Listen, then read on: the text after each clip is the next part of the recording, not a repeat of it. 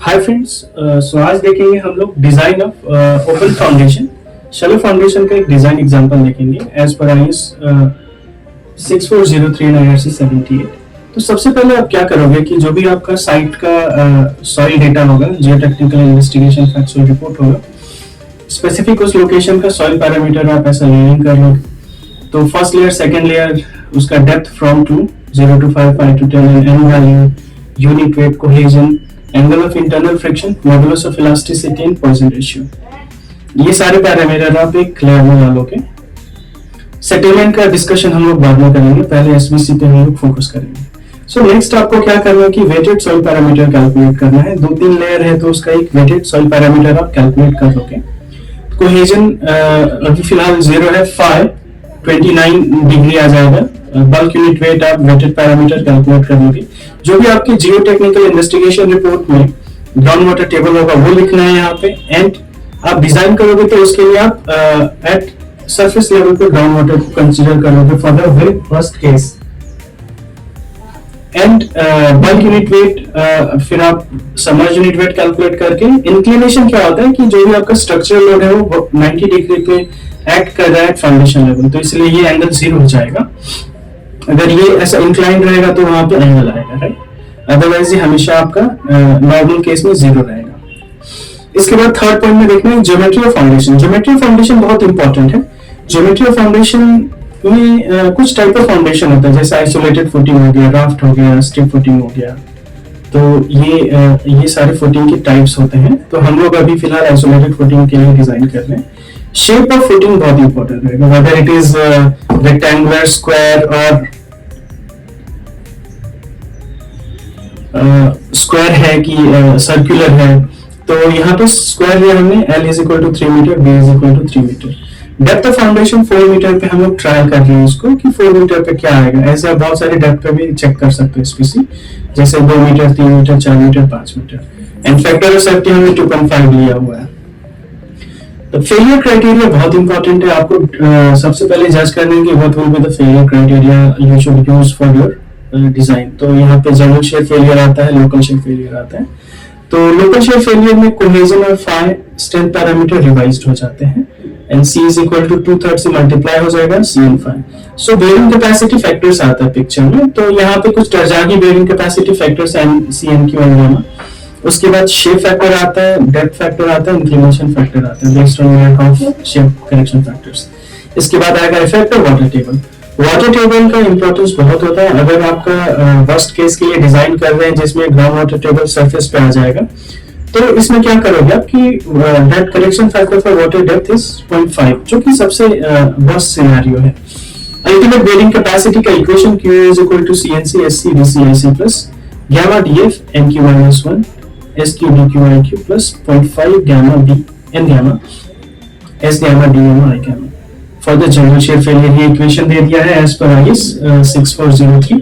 अभी देखेंगे कि डिजाइन को आगे बढ़ाते हैं। सो नेक्स्ट क्या है कि मेरे पास वेटेड पैरामीटर्स में n वैल्यू मैंने कैलकुलेट कर लिया है। अब यहाँ पे IS 6403 में देखोगे तो वॉइड रेशियो बेस्ड पे आपका शेयर फेलियर होता है, लेकिन हमारे पास वॉइड रेशियो नहीं है, n वैल्यू है। तो n वैल्यू के एक यहाँ पे शॉर्टकट कोरिलेशन मैंने फाइंड किया है 6403 से। If n value equal to greater than 30 तो जनरल शेयर फेलियर आप यूज करोगे। If n value is less than equal to 10 तो आप लोकल शेयर फेलियर यूज करोगे। हमारे केस में फिलहाल वैल्यू 7 है तो लोकल शेयर फेलियर हम लोग यूज करेंगे।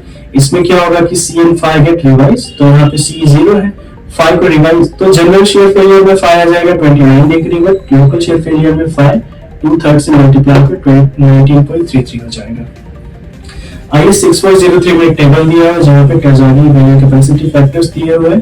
तो यहाँ पे NC NQ and gamma for 29 degree के वैल्यूज हैं और 19 डिग्री के लिए ये वैल्यूज हैं। देन शेप फैक्टर ये दोनों के लिए सेम रहेगा।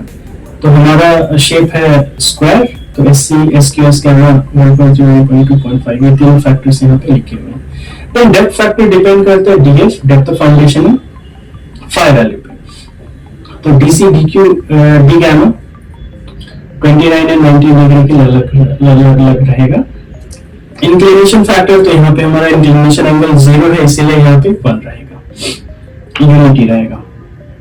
अब लोकल शेयर फेलियर के लिए IS 6403 में एक इक्वेशन दिया हुआ है कि U is equal to C dash NC dash SCDCIC gamma D NQ minus 1 NQ dash minus 1 SC DQ IQ plus 0.5 gamma 0.5 यहाँ पे B आएगा V gamma N gamma dash S gamma D gamma और I gamma और आखिरी parameter आखिरी term को हम लोग डेप्थ वाटर करेक्शन से हम लोग वाटर टेबल करेक्शन से मल्टीप्लाई कर देते हैं।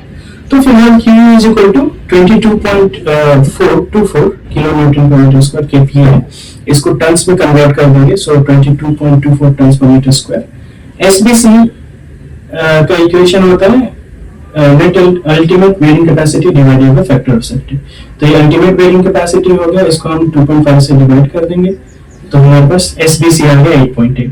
मैं जब आप रिकमेंड करोगे तो इसको आप थोड़ा सा मार्जिन आप अपने पास रखोगे due to the geo technical testings and investigation, तो आप उसको थोड़ा सा डाउनग्रेड करके रिकमेंड कर दोगे। So SBC is equal to 8 tons per metre square, right.